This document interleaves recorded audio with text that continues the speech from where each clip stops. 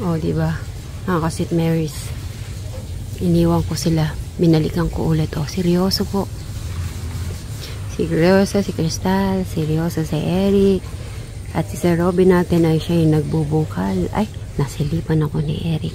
Malakas ba yung boses ko para marinig niya? Kung may nasira, papalitan na lang po ni Eric yan.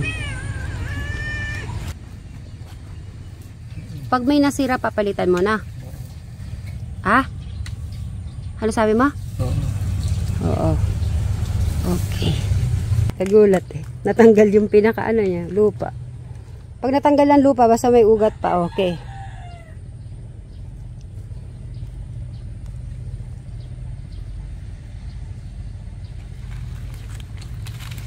Kaya naman pala sa Robin eh. Ah, mabilis si Crystal.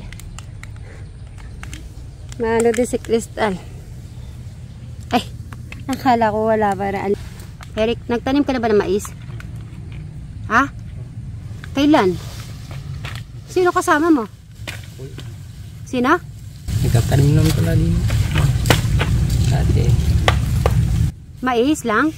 Ano pa yung tinatanim nyo dati? Mais lang?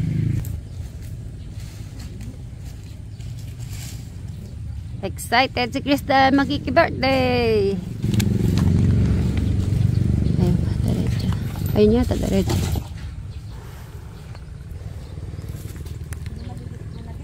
Ito, ito pala. Ano bang benefits ng talong, Crystal? Hindi mo alam. Ako di ko din alam si Eric. Ano? Oh?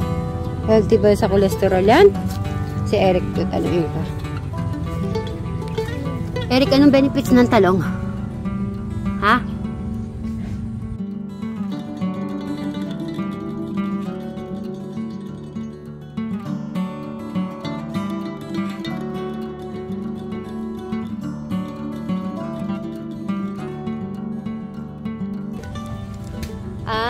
Oo nga naman. Common sense naman si Mary. Siyempre, nagtatanim siya ng talong. Pag nagkabunga, luluto mo. Anong luto?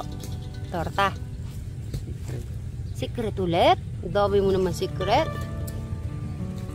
Dami secret ni Eric sa akin ha.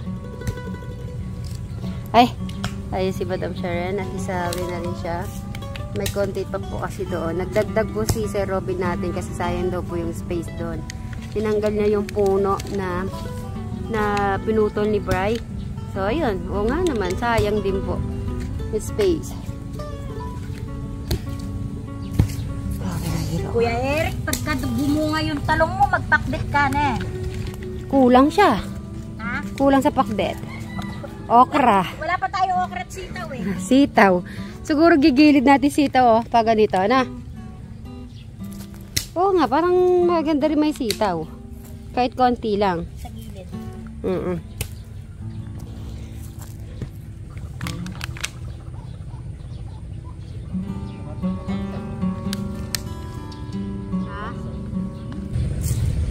Naalala ko si Teklito nung nagtanim siya ng yata nun.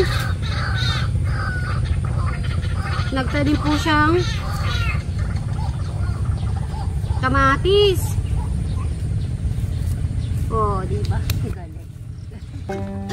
Di pwede.